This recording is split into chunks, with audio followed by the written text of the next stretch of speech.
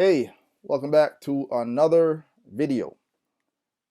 On this one, someone had asked me, or some people had asked me about giving some specific examples of how I kind of moved through them on my way and recovering from schizophrenia. And I've been thinking about how I was going to do this, and whatever. I've been taking a while, but it's really quite simple. Um, but first, I want to look back to a situation where um, actually my mom just got a journal, or she gave me a journal. Um, it was a couple months ago, actually, not just gave it to me, but it's in it. She's details.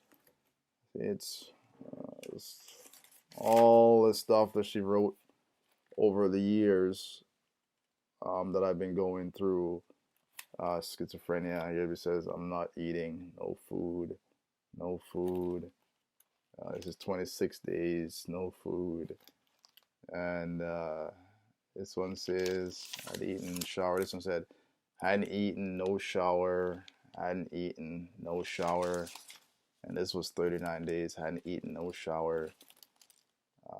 40 days, hadn't eaten. I had a shower and read paper in the kitchen. So it was just, and in this book, her diary here, she mentioned a situation, and she told me about it actually, as she was giving me this, and I remember it. Actually, I remember it quite well. In this situation, it was in the middle of the night. I I was downstairs and I heard just shouting at me and kind of laughing and so forth. And I hated my mom. I despised her because I thought that she was a witch. I thought she was trying to curse me and to kill me and all this crazy stuff like that. And I felt like, she's my mom. She's supposed to be trying to help me. And here uh, she's trying to kill me and prevent me from doing what I felt God wanted me to do.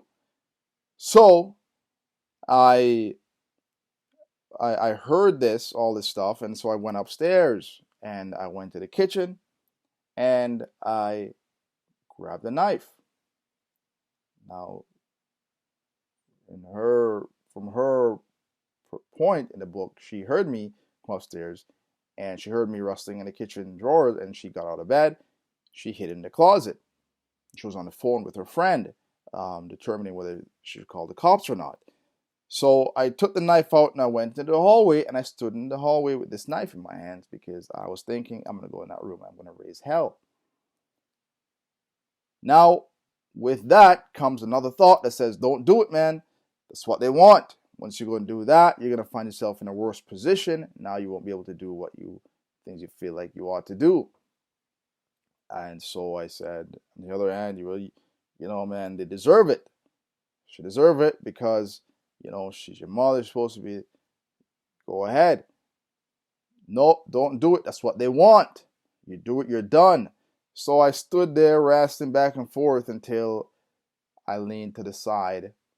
I fell to the other side that says don't do it. So I went back in the kitchen, put the knife in, and went back downstairs. The thing about that, though, is it was purely, this wasn't an intentional actions that I did to overcome that situation. This was all instinctual. The response to the voices that I heard downstairs that were yelling at me and laughing and what I felt was my mom, it was an instinctual response. And how, when I stood in the hallway with that knife and wrestling with that internal struggle, it was the instinctual thought of self-preservation is what kept me back from continuing on forward. There's a difference between acting on instinct versus acting on intention. Now, if I was of the same mind set that I used in order to intentionally move forward, if I was to take that mindset and put it in the situation, I would not have gone upstairs. I would have heard all that shouting, I would have heard all that, and I would have just said, man, Had nothing to do with me. I'd focus on what I was doing. And if I, by any chance, I did go upstairs because, you know what, I want to see if she's really saying this stuff, and I went up there and I heard nothing, I would have went back downstairs. And I said, nonsense. That's the difference in mindset. That one, in this way, I know exactly where I'm going. I want to get rid of all these voices. Therefore, I cannot be paying attention to them. I can't be conversing with them. I can't be indulging them. So I would act on where I want to go, and to understand, to reach a destination, I need to have a roadmap, and I must follow that map. So therefore, the roadmap tells me, don't look to the left, nor look to the right. Just keep going forward. So when these things come to pull you this way, don't give them no attention. When they come to pull you that way, don't give them no attention. Keep your eyes on the road, right? So I would have kept my eyes on the road, because that's the roadmap. That's where my intention lies, is ahead. So that's the difference in the mentality. And instinct, I'm just like a drowning man who's desperately reaching for something to come to stay afloat. This time, I just happened to not reach for grab the straw, but it was actually something that was solid and was able to keep me back from continuing in that foolish direction. So, but now, and I talked about some of this in my story. And the first example I'm going to give is when I determined that I didn't want to live like this anymore. And I came back from offing myself. And now I want to take my life back. So being the insecure, paranoid, anxious man that I was, little man that I was, I had to first be comfortable in my own home with my own family. There's no way I'm going to be able to go out in the world if I can't even engage with my own family. So you know what, I use them as my being comfortable, practicing being comfortable with people. So my mom would come home, and as I said, I hated this woman. I despised her. She disgusts me. Just to look at her filled me with disgust. So when she came home, and again, in my story video, I would always wait for them to come and say hi to me. I would never go out. I was always go to my room, and I would never say hi to them first. I wouldn't care. All right, I hated them. So this time, though, I went out there and I said, hi, how you doing? How was your day? I'm acting now with intention. My goal here isn't just some flimsy little wishy-washy thing. I am here for a purpose. And that makes so much difference. Acting with a purpose in mind, with a goal in mind, fills you with so much more strength. It fills you with so much more just a determination. If you fall, you get back up because I'm going somewhere, right? So when I'm in there, and I was nervous as can be. I'm nervous here. Remember, I'm thinking that they're reading my mind, and they're talking things that's coming out of my mind, that's going on in my mind, and my mind itself is out of control. I can't control this thing. All right, and I'm saying all kind of vile, despicable things about these people. And now they might comment on these despicable things, and they may throw all kinds of stuff at me. So now I'm here, and I have to endure all that. Where before, when I was the minute somebody pulls a thought out of my head, what would I do? I would make my escape. I would leave and go back into my room, where I was free from all that because I was safer now. I wasn't challenged. I wasn't being anxious or nothing. I didn't have to be afraid. I could just be in my own little island and just be comfortable, right? But now I'm leaving this island. So now I have to stand in the middle of the storm, man. I got to stand there and engage with these people. And that's why I did it. I said hi to my mom. I talked for a bit. Sometimes I think the first time I can only do like 10 minutes before I had to leave. It was too much. I was sweating, I was shaking, and I had to. And when I just went in my room, it just felt like, man, I felt so relieved. Like it just like this pressure just left, you know. But the next opportunity I got, I was right back out there. because I have an intention, I have a goal. My mind is set ahead, and I'm going that direction, right? And so I with the disgust feeling that I felt for my mom when I just looking at her and stuff, I did. I went and I hugged her. Give me a hug. Mwah! I gave her a kiss. I'm not gonna lose. And that's how I took over that situation. And with my sisters, it was the same thing. How you doing? How's your day? How's work? Yeah.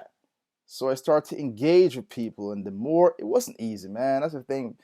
Don't ever expect anything to be easy. Anything that's, and I've said it before, anything that's of value, it's gonna cost you something. You will have to pay a price, and you're gonna have to go out there and put in some sacrifice, put in some work. It's not gonna come easy. You're gonna fight every inch of ground you get. You're gonna have to fight for. Nothing comes without a cost. That's what I learned out there, right? Just to be comfortable with my own family in my own house, I had to fight for it. Just to leave my room and talk to my own family and be comfortable, I had to fight for it. It was not given to me. I had to fight for it. Not even under the medication was this the easy or comfortable.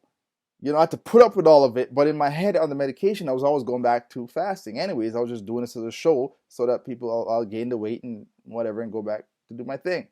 But now I'm not going back to fasting. I'm going back to expand myself and take back this all of me to be comfortable in this world. So now I got to go out there. This is a struggle.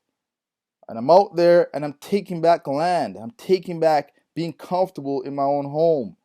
All right. So I deal with that with my family. And I've done this day after day after day after day until it was like, I don't know how long it took, but till I was really good and I felt good in my house and dealing with people. And now it wasn't even a challenge going out there anymore. It was not even an issue. You know what I did after that? I started going for walks. Going for walks. All right. I conquered a house. I had no problem laughing, talking with anybody in the house. Now, I took this land over. Now, I'm going to go out there and I'm going to conquer the outside. There's a land of giants in this world, man. In this world of fog, there's all kinds of terrors. There are all kinds of mighty creatures out there, waiting to devour you, waiting to capture you and turn you into their plaything. And that's the case for all of us that's going through this. But when we decide to turn the tables, man, we have a fighting chance. We just don't recognize it sometimes. So now that I took over and slayed these giants within the house, now I have to go outside and conquer those giants out there. And it's not so much the people that the giants are residing inside the heart, inside the mind. See, that's the space we're conquering. So, but we got to expand ourselves by, the more we expand, the more issues we have. And all the issues are because of this. So now when I'm expanding and going outside, I'm meeting people who are cursing at me and throwing words at me and so forth. So, but now I'm looking at that and say, well, you know what? I don't want to be resistive or I don't want to be antagonistic with people out there because of how I feel they're looking at me and so forth. So what do I do in order to challenge that opposition? I gotta come with something. So what I do, I start saying hi to the people on the road. I start saying hi. Hi, how you doing? How's your day going? Sometimes people responded, hi, how are you? I'm good, blah, blah, blah. Sometimes they don't even look at me. But you know what? It wasn't about them, so I didn't even care about that. I didn't let all that go to my head and start twisting me and spinning me into a spiral and all that. I just took it, and just the fact that I reached out, it means I won in those situations. I made progress. I made gains because I overcame myself, my own, insecurity, my own the anxiety and those things. Just by stepping outside of that comfort zone of mine, I won. That was me conquering a giant. That was me taking a swing of my sword, and the more I done that, the more comfortable I got.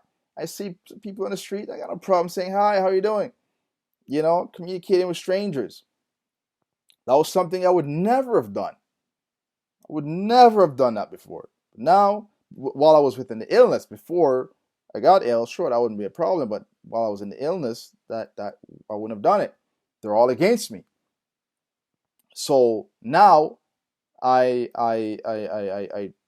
done this enough till I feel comfortable in this world and in the outside world. Now I can walk, I can engage with people, and regardless of what comes at me, I just let it fall.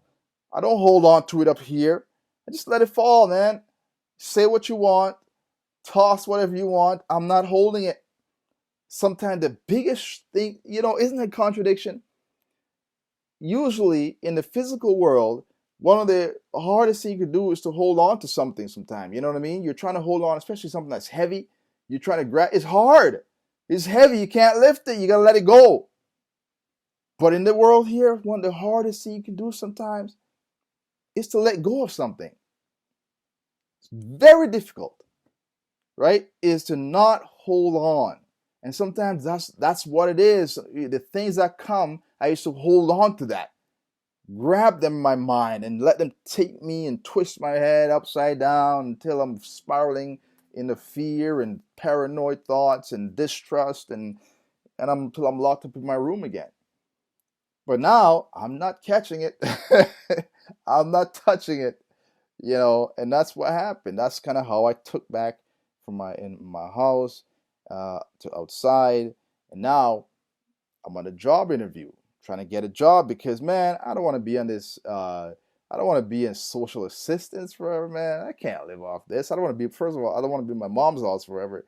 Like, I don't want to be on social assistance, man. It's not my thing. So I need to get a job. I need to get out there, do my own thing. So I went, applied, and I got a job interview, and now I'm in an interview, and now here I am with this interviewer, and now my mind is going and it's saying all these vile and despicable things about this person across from me. And before I would just shrink. I would just feel like, oh my, I can't believe this. Is shut up, shut up. That's what I'm thinking in my head before, and now I'm just like, I'm not even paying attention to that. I'm focusing on the interviewer. I'm listening to their questions and I'm engaged in them. I don't tell them that I'm diagnosed with schizophrenia and so forth like that. Listen, this is my path, right? And in my world, I had no schizophrenia. In my world, I'm well. That's where I was, right? And so I spoke in this respect. You know what I mean? So I didn't tell, and maybe it wasn't the right decision. I should have at least said what I was struggling with, so that things happen, people can be a bit more understanding and so forth like that. So I'm not saying that was a good decision or was the right decision. Probably would have been better if I told and just let them know what I was struggling with. But either way, I'm just listening to this lady and I'm just talking and answering and asking questions and just trying to engage while this voice is just going on in here.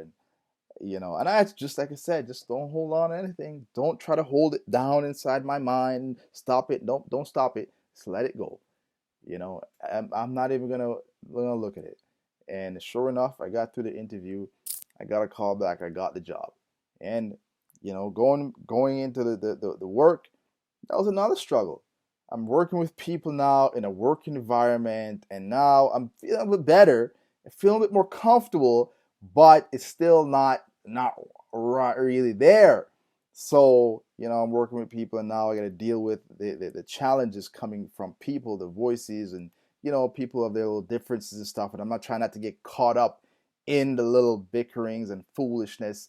Still maintain myself and my sanity by when people kind of I hear shouts or people pulling thoughts from my mind, and kind of just to let that go, but still, engage with the person, even if I might feel that there's maybe some personal issues with work wise or something. But you know what I mean? So it's just let all that stuff go and deal with why the situation, as why I'm there at work. I'm there to work, nothing else. Any other thing is nonsense. So that's how I persevered through my first employment opportunity after coming through schizophrenia. And now I am, the company I was working for, they sold their business, and it was been taken over by another company. So I decided, well, I don't want to switch over and work for these guys, so I might as well go to school because I can't do this kind of jobs forever. So I said I want to. I want to make some money. So I went to school. Actually, decided what I want to do, and I decided to get into electrical. And so I uh, took a pre-apprenticeship. That was another issue. Got into trades and ended up in school. And this is the first.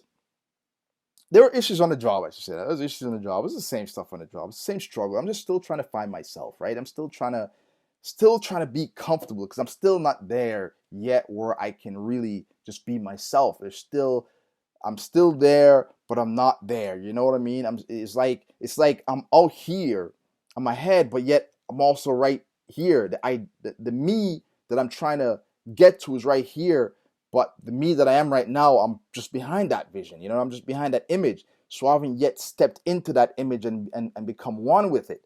So it's like, you know what I mean? So I've moved a lot closer where before I was like, if it was here, I was like back here until I walked and walked and walked by persevering until I was like right here, right? And so I was close. It's like I was teeter-tottering between two worlds almost, and it was a balancing act, and so some things works out.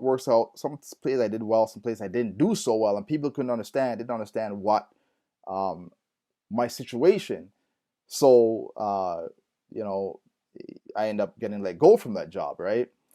But you know what? It sucked.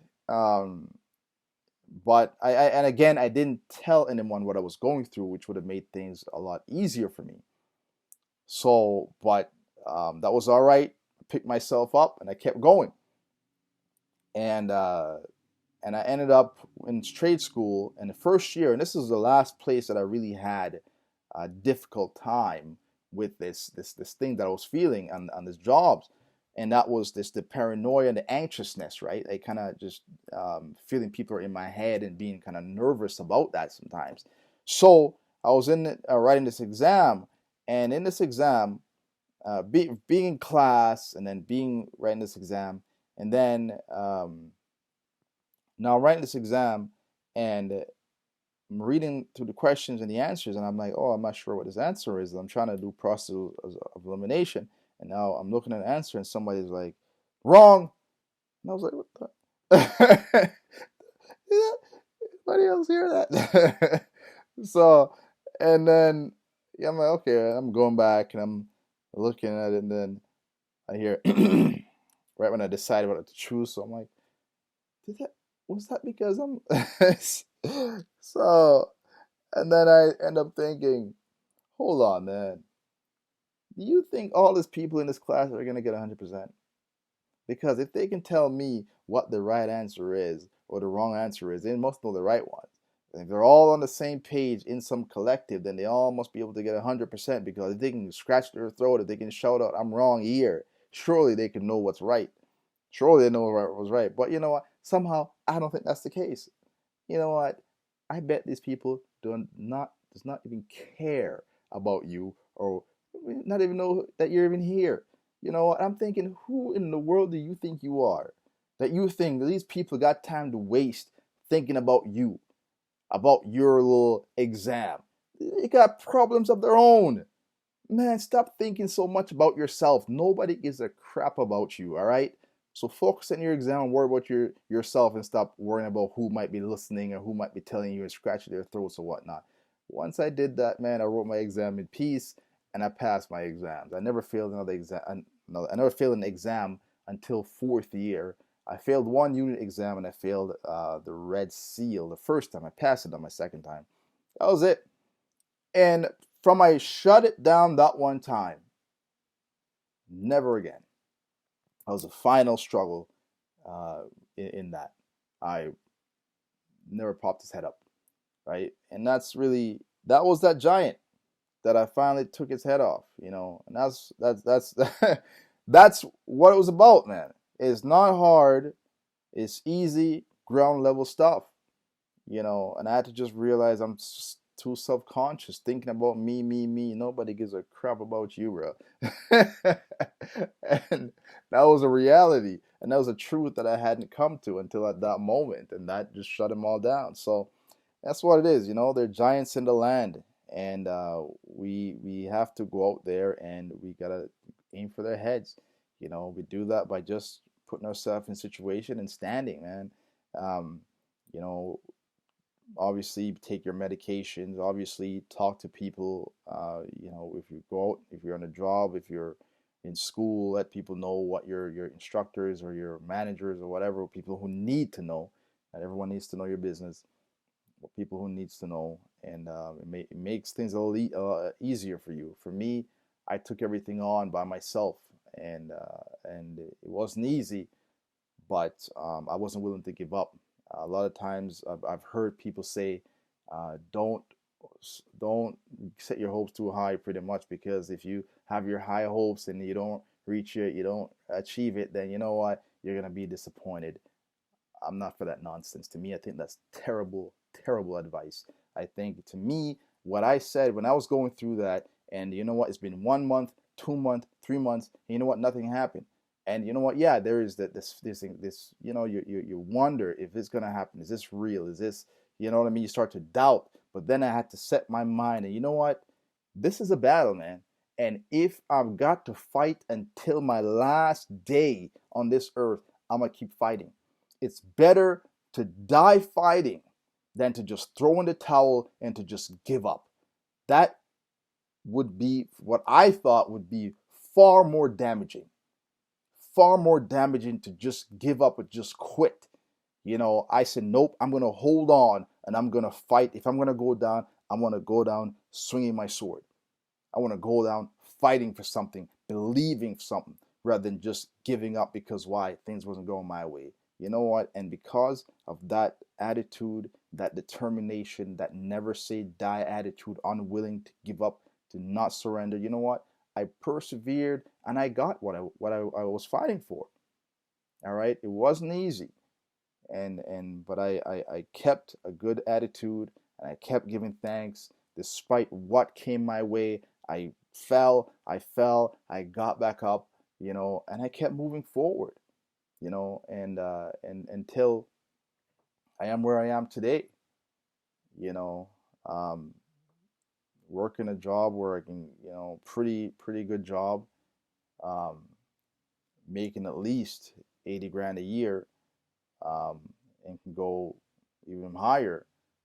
Uh, so I have no issues, man. At work, I tell people about my the where I've come from, and people are shocked. Really, you know. So this is,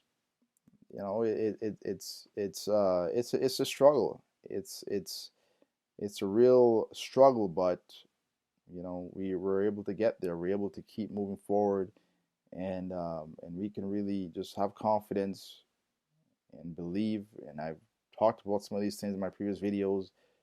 Things to hold on to. You need a foundation, something to stand on, because it's not easy. And when we get hit, we need to have something that will hold us up. And so, again, that's just an example in this video of things that how I directly challenge situation, dealt with situations, and it's not complicated, man. It's simple, ground level stuff. But sometimes, you know what, that's the kind of things that people trip over, is the things that's really small.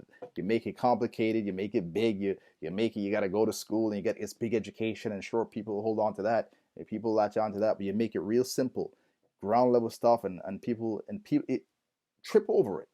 It's amazing how our minds work, but that's just the way it is. And it's good because even children can get it.